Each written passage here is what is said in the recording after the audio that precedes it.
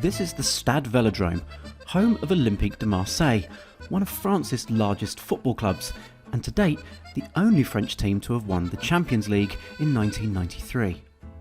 I visited on the eve of their final game of the 2021-22 season, a must-win game against Strasbourg that would determine their qualification for Europe's top competition once again.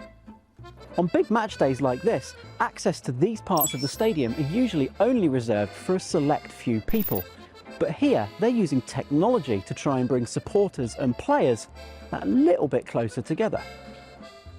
A range of technologies have been introduced into the stadium in a bid to enhance watching a game by enabling interactions usually only available to those watching on television.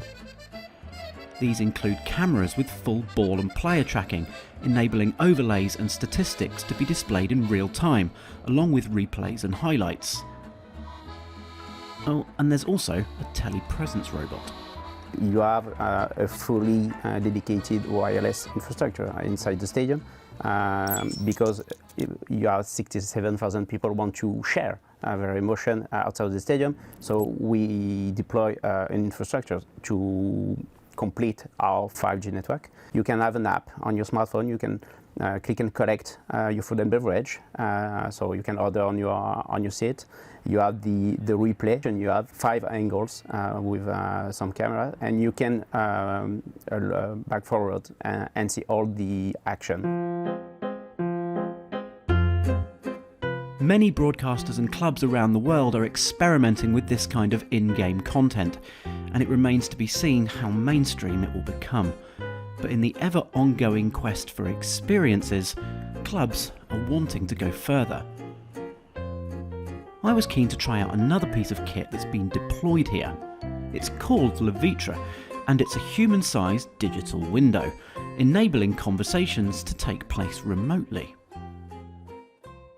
La Vitre is a simple way to teleport the right people to the right place.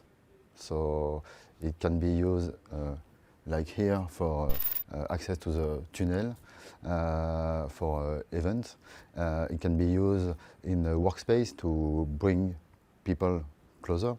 The screen also has a built-in capability to live translate conversations on the fly.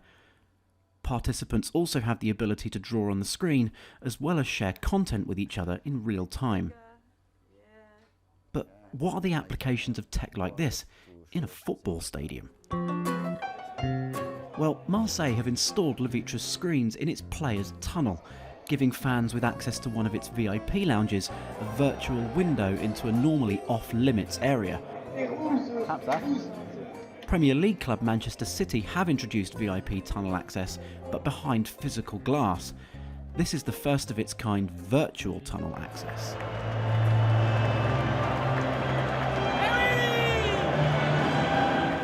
I'll be honest, once the game kicked off, I was unsure if any tech was needed to enhance the experience. I've watched games all around the world, and it was certainly one of the loudest stadiums I've ever been in. It was helped by the fact that Marseille got the results they needed and secured a Champions League spot.